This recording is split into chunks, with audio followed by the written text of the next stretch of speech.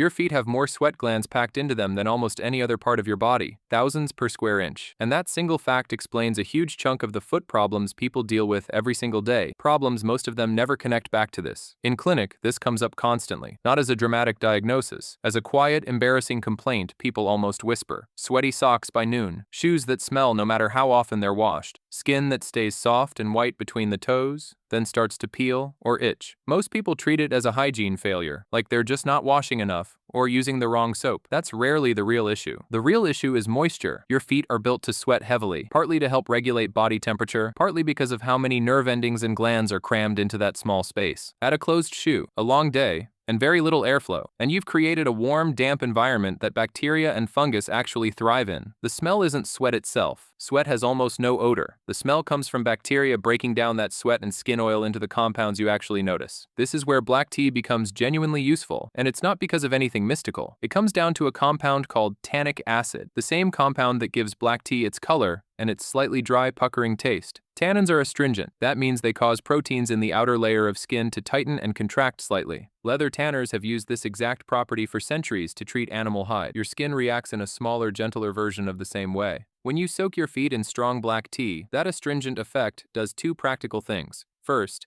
it temporarily tightens the openings of your sweat ducts, which can reduce how much moisture reaches the surface of your skin. Second, it lowers the skin's surface pH and creates an environment that's less comfortable for the bacteria and fungus responsible for odor and irritation. Neither of these is a cure. Both are measurable physiological effects that explain why this remedy keeps showing up in dermatology literature on hyperhidrosis, which is the medical term for excessive sweating. Most people never hear this from a doctor, not because it's being hidden, but because it doesn't fit into a 15-minute appointment. There's no prescription to write for steeped tea bags, no drug company funding research on it. It's cheap, it's slow, and it doesn't generate a follow-up visit. None of that makes it ineffective. It just makes it the kind of advice that quietly disappears from conversations that are built around prescriptions and procedures. That said, this isn't something to do blindly, and there are real warning signs worth knowing before you start. If you have diabetes, peripheral neuropathy, or any condition that reduces sensation in your feet, you need to be careful with water temperature, because you may not feel a burn the way you should. Use lukewarm water, never hot, and check the temperature with your hand first. If you have open sores,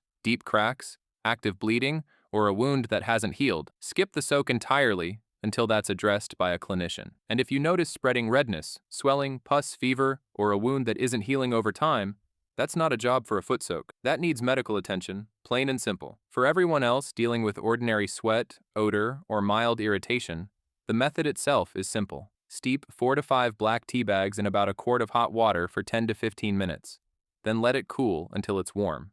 Pour it into a basin large enough for both feet. Soak for 15 to 20 minutes once a day. Consistency matters more than intensity here. The tannic acid effect builds gradually, which is why a 30-day stretch tends to show more noticeable change than a single soak ever will. After each soak, dry your feet completely, especially between the toes, since lingering moisture undoes a lot of the benefit. Pair this with breathable socks, ideally something other than pure synthetic material, and shoes that get a chance to fully dry out between wears, not just overnight in a closed closet. If you're prone to fungal issues, rotating 2 or 3 pairs of shoes so each one has a full day to air out makes a measurable difference on its own. It's worth being honest about what this won't do. It won't cure a stubborn fungal infection on its own, especially one that's already established under a toenail. It won't fix circulation problems.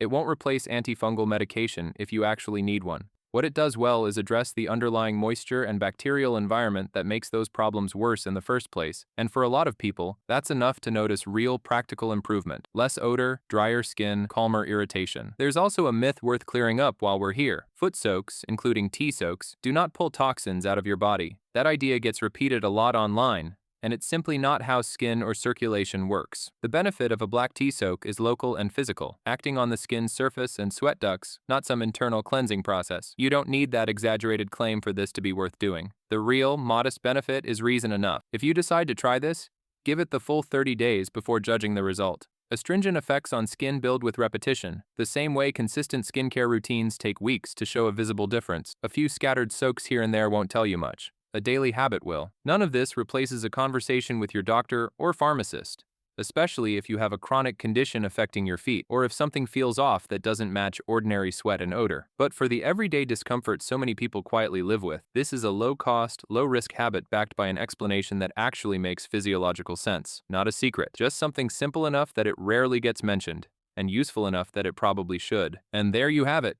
Take this knowledge and take control of your health. Thank you for watching.